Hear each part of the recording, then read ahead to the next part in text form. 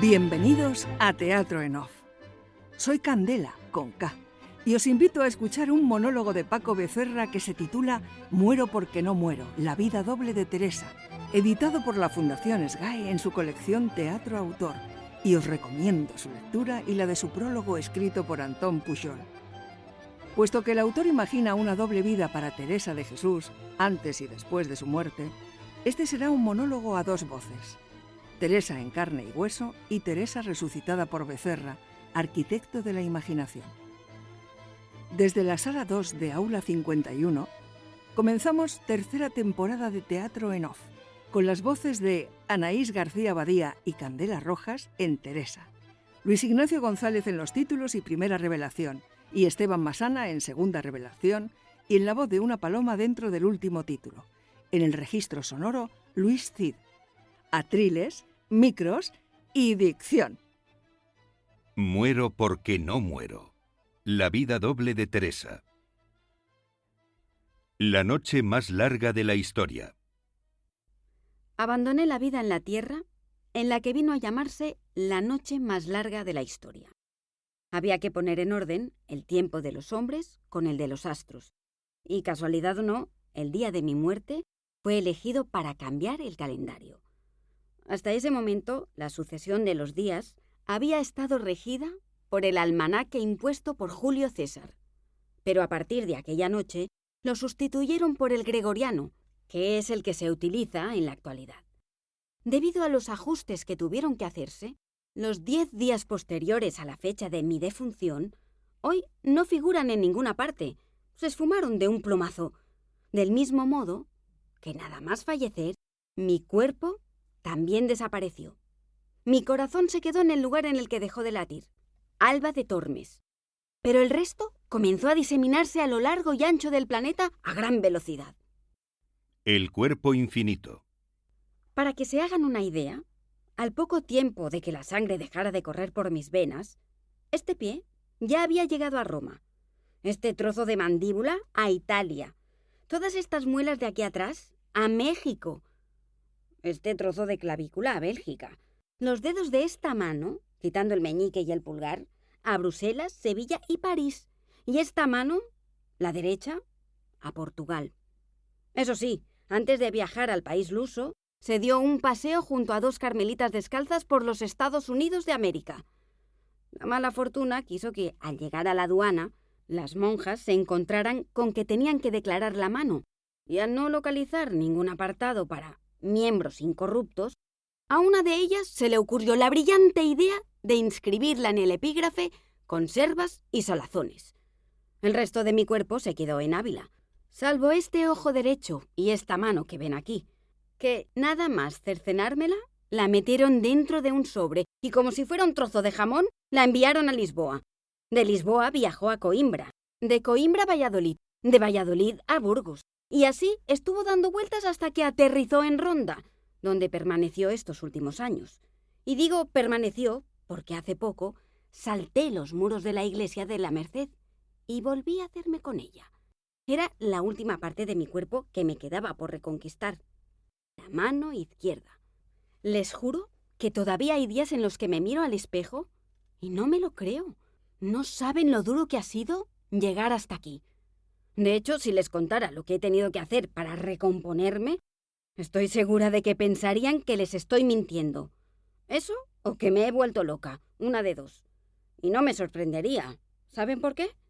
Porque mi historia, la historia que hoy vengo a contarles, no es algo que ocurra todos los días. Primera vida. Me llamo Teresa.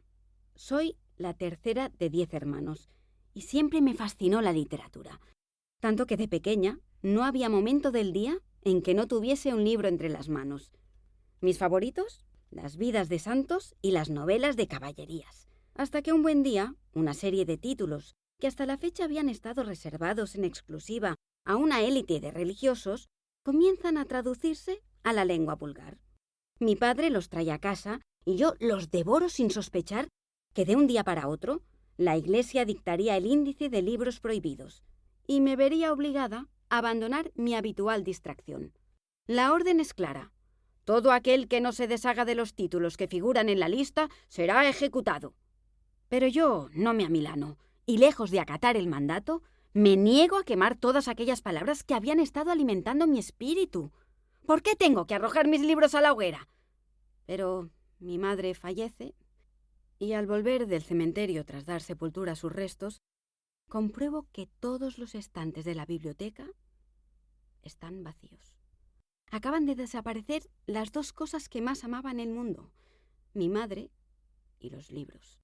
Y mi tristeza es infinita, tan infinita, que no hay noche en la que no me acueste llorando, ni mañana en la que no amanezca muerta de dolor.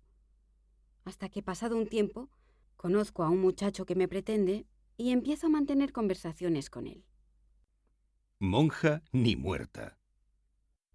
El muchacho es agradable y lo pasamos bien juntos, pero a diferencia de las demás chicas, el matrimonio es algo que no termina de entrar en mis planes. Un día, mi padre me pregunta por el mozo en cuestión y mi respuesta es categórica. Antes muerta que casada con un hombre. El pobre, al oír aquellas palabras, se escandaliza tanto que me ingresa en las Agustinas. Las Agustinas es un sitio en el que básicamente te enseñan a coser y a esperar. El casamiento sigue sin atraerme y yo hago como que coso, pero me niego a esperar a nadie. Ya no soy una niña. He conocido los placeres del mundo y mi único deseo es ponerme vestidos bonitos y salir a bailar. Pero monja no, por favor. Monja ni muerta. Hasta que llega el momento en el que tengo que elegir y me decanto por el convento, contra la firme voluntad de mi padre, pero elijo el convento.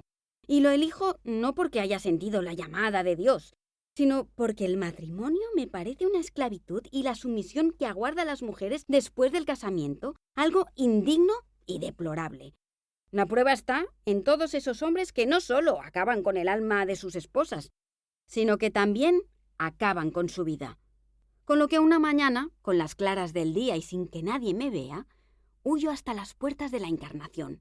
Y ahí, nada más ponerme la túnica, me sobreviene una extraña enfermedad que me postra en la cama durante más de 3 años. Arsenal de enfermedades. Como si estuviese tendida sobre una alfombra de brasas, se me erizan los nervios, no paro de moverme y grito desconsolada de dolor. Mi padre estaba en lo cierto. Por no haber querido casarme con un hombre, he echado a perder mi salud. Llevo 2 años sin poder comer ni beber con mis propias manos, y padezco tantas dolencias que me he convertido en un arsenal de enfermedades. Una tarde, ya reducida a un saco de huesos, me toman el pulso y me dan por muerta. He dejado de respirar. Y acto seguido, me sellan los ojos y empiezan a cavar mi tumba. Jardín interior. Una de las velas que ilumina la estancia prende fuego a las sábanas por accidente. El humo se me empieza a meter por la nariz y de golpe recobro el conocimiento. Tengo la garganta seca, los ojos llenos de cera y la lengua hecha pedazos de haberme mordido. Nadie sabe qué me ha podido ocurrir, pero lo primero que sale de mis labios es que quiero volver a la Encarnación. Una vez más, mi padre trata de convencerme para que me case con aquel muchacho, pero yo me vuelvo a negar y no cejo en mi empeño hasta que consigo verme de nuevo a salvo entre los muros del convento. Lo que me espera son 3 años en la enfermería, otra vez tendida en una cama. 3 años en los que, si no es porque uno de mis tíos me regala un libro que había conseguido salvar de la hoguera, no sé qué hubiese sido de mí. Gracias a todas aquellas palabras que me llenaron tan profundamente, una tarde consigo levantarme de la cama y retomar mi vida dentro del Carmelo. Pero al llegar a mi dormitorio, más que una celda, lo que me encuentro es un apartamento de lujo. 2 habitaciones separadas, con unas vistas preciosas que dan a un jardín interior. Vida y costumbres. El monasterio está repleto de las hijas de las casas aristocráticas más importantes de Castilla. Yo al principio no le doy importancia, pero a medida que van pasando los días, no puedo sino empezar a reparar en el estilo de vida que llevan las monjas dentro y fuera del convento. Yo no lo sabía, pero se pueden mantener vínculos con personas del exterior. Está permitido incluso pasar una noche fuera y volver al día siguiente. Un calvario que me toca padecer, ya que el muchacho del que había huido para no tener que casarme se entera de mi paradero y me empieza a visitar. A mí no me hace ninguna gracia y me quejo a la superiora, pero estoy obligada a relacionarme con él. Las rentas son necesarias y hay que hacerlo por el bien del monasterio, me dice. Nada más volver a mi hermoso apartamento con jardín, me desnudo de pies a cabeza, me tumbo boca abajo sobre el suelo y cierro los ojos con fuerza hasta que tengo una revelación. Primera revelación. Un laboratorio dedicado al recogimiento donde los bienes sean comunes y el rango social carezca de importancia. Una morada en la que se respete la clausura y se renuncie a la riqueza. Un convento pobre y dedicado a la oración. Ni cantina ni hospedería. Meditación, vida contemplativa y trabajo, mucho trabajo. La casa del rezo y la perseverancia. Un templo que, más que templo, sea llama que alumbre al resto del mundo. Sí, Teresa, has de caminar hasta el precipicio, detenerte al borde del acantilado y saltar sin miedo. Porque el miedo es el demonio y tu única obligación, reformar la orden. Aunque muchos te vean como una amenaza y te conviertas en un peligro, pero lo harás. Te darás a conocer como Teresa de Jesús y privarás de privilegios a todo aquel que no los merezca. Enemigo público. Pero es volver a la Encarnación y descubrir que las monjas, atrincheradas, piden mi ingreso en la cárcel. Saben que tengo la intención de devolverlas a la austeridad y todas se niegan a cambiar de vida. Y no solo las monjas, la orden también desconfía de mí. Estoy bajo sospecha porque no paro de hablar de los méritos de la oración y, sin embargo, gasto muchas horas al día en conversaciones mundanas. Porque impongo a todo el mundo voto de obediencia, pero no consiento que nadie me diga lo que tengo que hacer. Y porque aseguro tener vocación, cuando en realidad me puse el hábito para evitar que me casaran con un hombre. Teresa contra la Inquisición. Sí, puede que en eso lleven razón. Puede que la clausura haya sido un invento para escapar de las garras de los varones. Pero es que no entiendo por qué a las mujeres no se nos permite, ni aun metiéndonos a monjas, librarnos del yugo de los machos. ¿Por qué tienen que estar determinadas nuestras vidas por el deseo masculino? ¿Dónde está escrito eso? Y hablando de escritos, sí, lo de escribir un libro reconozco que ha sido un atrevimiento por mi parte. Me consta que a las mujeres no nos está permitido ser cultas. Pero es que mi confesor me pidió que lo hiciera y a mí, como comprenderán, me faltó valor para llevarle la contraria. Ahora, si me preguntan acerca de cómo hace Dios para aparecérseme, en eso no les puedo ayudar. Pero les aseguro que es como ver una luz que no tiene noche, que nada la turba y que siempre es luz, una blancura suave y difuminada, un brillo que supone un deleite grandísimo para la vista y que produce un inmenso placer. No sabría cómo explicarlo, pero es lo contrario a contemplar el agua turbia y nublada que corre por la tierra. Es estampa viva y nunca hombre muerto. Es un relámpago que estalla en medio de la noche, tan majestuoso y sobrecogedor que nadie que lo viese se atrevería a dudar de su procedencia. Eso sí, cada vez que me abandona, por más que desee volver a verlo, soy incapaz de evocarlo, pues si pudiera, se trataría de un caso de imaginación y no de verdadera presencia. De esto es de lo que hablo en el libro. Examino mi experiencia, la anoto y doy fe de ella. Para algunos se trata de una autobiografía. Para otros es una invitación al recogimiento y a la oración interna. Pero yo diría que, sobre todo, es un manual, una guía sobre cómo cualquier persona, hombre o mujer, puede llegar a adquirir la mayor de las autonomías posibles, que no es otra que la capacidad de pensar por sí mismo y sin que nadie lo dirija. El problema es que a ustedes, los inquisidores, nunca les ha convenido que el pueblo tenga potestad orante, porque su miedo no está en la fuerza física de la gente a la que manipulan. El miedo de ustedes se encuentra en la expansión y el desarrollo de su inteligencia. Por eso he reformado el Carmelo y he dividido la Iglesia, porque creo que el correcto orden mental no es solo cosa de hombres.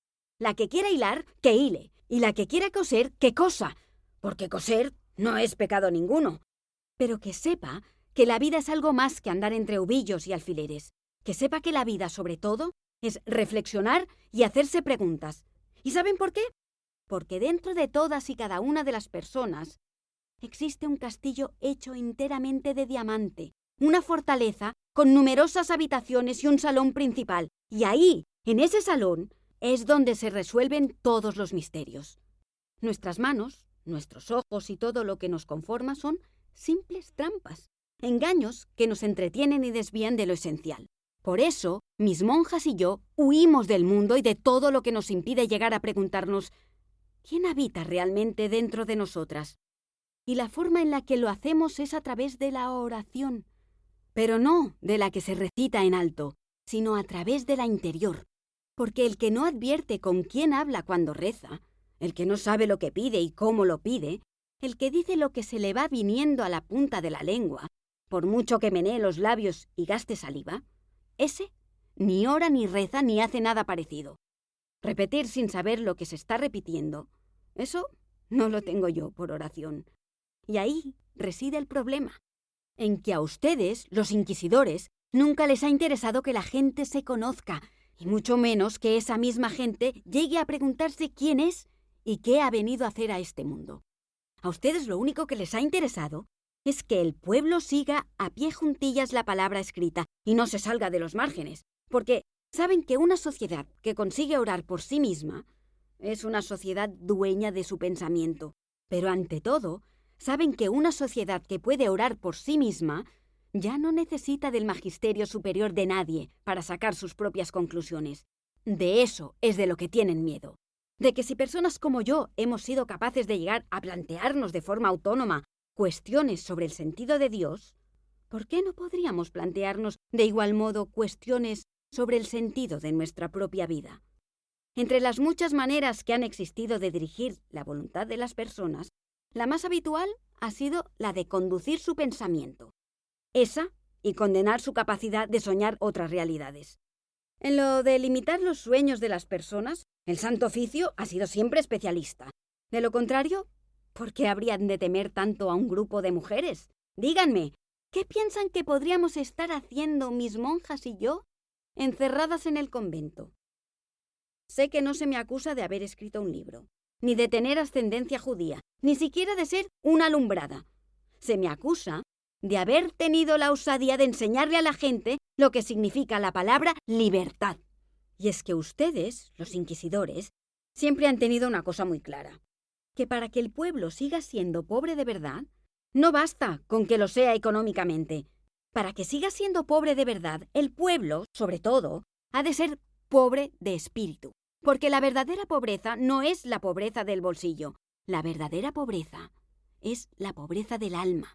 Y la forma más eficaz de perpetuarla es limitando el conocimiento. De ahí el empeño de ustedes en castigar a todo aquel que ose acercarse a cualquier tipo de ilustración. El Santo Oficio. La Santa Inquisición era una institución que básicamente te invitaba a sospechar del vecino. Las acusaciones, verdaderas o falsas, anónimas o no, eran todas bienvenidas, con lo que una vez hecha la denuncia, se abría un nuevo caso y los inquisidores comenzaban a investigar a la persona en cuestión. El resultado ya se lo pueden imaginar. Miles de chismorreos y juicios públicos en las plazas de todos los pueblos y ciudades. Muy parecido a lo que sucede hoy en día en la televisión. Me refiero a todos esos programas en los que, sentados frente a un grupo de periodistas con ínfulas de jueces, algunas personas tienen que defenderse de difamaciones y calumnias. De ahí el temor de los españoles a sacar la cabeza por encima del resto. Piénsenlo. Si no, ¿a qué tantos escrúpulos a la hora de ponernos en el punto de mira? Si no, ¿por qué ese perenne repudio del crecimiento personal? Y es que, en este país, se puede triunfar, claro que se puede triunfar, pero a sabiendas de que todo buen español que se precie nace con una escopeta cargada debajo del brazo. Por eso, en este país, mostrar talento es poco menos que un suicidio, ya que lejos de envidiar sanamente a la persona que brilla, el español la desprecia con toda su alma. pero no por la luz que desprende, sino por tener la osadía de destacar, a pesar de saber que hay millones de cañones apuntándole por la espalda. Plegarias atendidas. Pero la Inquisición no me condena, me deja libre. Eso sí, me tiene controlada y no para de seguirme los pasos, porque sabe que en Castilla se han empezado a contar cientos de historias sobre mí y mi sola presencia provoca irritación en la gente. Pero a mí no me importa y yo sigo a lo mío, que es fundar conventos para seguir aislando a mis mujeres de los hombres. De Ávila a Medina del Campo, de Medina del Campo a Malagón, de Malagón a Valladolid, de Valladolid a Toledo, de Toledo a Pastrana, de Pastrana a Salamanca, de Salamanca a Alba de Tormes, de Alba de Tormes a Segovia y de Segovia a Beas del Segura, en donde de repente caigo en la cuenta de que ya no soy una niña. He cumplido 60 años y es evidente que no puedo seguir sola con todo. He vuelto a caer enferma. Menos mal que en ese momento tengo la grandísima fortuna de conocer al padre Gracián, un hombre de mundo y carmelita descalzo, que era lo que venía buscando desde hacía un tiempo. Mis plegarias por fin han sido atendidas y no puedo estar más feliz. Pero esa felicidad dura poco, ya que a las pocas semanas de conocer al padre Gracián, me prohíben seguir escribiendo, me prohíben seguir fundando y me prohíben hacer acto de presencia en un buen número de lugares públicos. Me he convertido en una persona non grata y, como consecuencia, no soy bienvenida en muchas partes. Dicen que he provocado una guerra. Y lo cierto es que no les falta razón. El río de mi vida. Los 4 años siguientes los paso enferma en Ávila, de cara al río Tormes, el caudal que me vio nacer y que en breve será también testigo de mi muerte. Pero lo peor no es eso. Lo peor es que, justo cuando más falta me hace, el padre Gracián no responde a mis cartas y dejo de tener noticias de él. ¿El motivo? Nunca lo supe, ya que al poco de mandarle una última misiva, una fiebre incontrolable se apodera de mí y desencadena mi muerte. Fin de la primera parte. Lo que viene a continuación ya lo conocen. Se lo conté al inicio de nuestro encuentro. El padre Gracián, que nunca vino a visitarme mientras estuve enferma, se personó veloz ante mi cadáver y convirtió mi funeral en una carnicería. Me colgó de un gancho boca abajo y con una sierra comenzó a descuartizarme como si fuera un cerdo. Luego me despachó en porciones que fue metiendo en paquetes y me distribuyó por todo el planeta. Los lugares en los que acabé también los conocen. En realidad, ya lo saben todo sobre mí. Bueno, todo menos la manera en la que 5 siglos más tarde volví a este mundo por segunda vez.